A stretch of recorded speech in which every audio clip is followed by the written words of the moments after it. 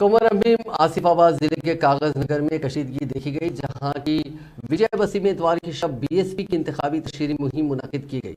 इसी दौरान जोरदार आवाज के साथ रियासत की हुक्मरान जमात बीआरएस की तशहीरी गाड़ी पहुंची, जिस पर बीएसपी के कारकुनों ने एतराज किया। दोनों जमातों में झगड़ा हुआ, जिसने तसादुम की शक्ल अख्तियार कर ली और दोनों जमातों के कारकुनों के दरमियान धक्कम-पेल हो गई। इस सूरत हाल पर पुलिस ने फौरी चौकसी का मुजाहरा करते हुए दोनों जमातों के ग्रुप्स के जज्बात को सर्द करने की कोशिश की।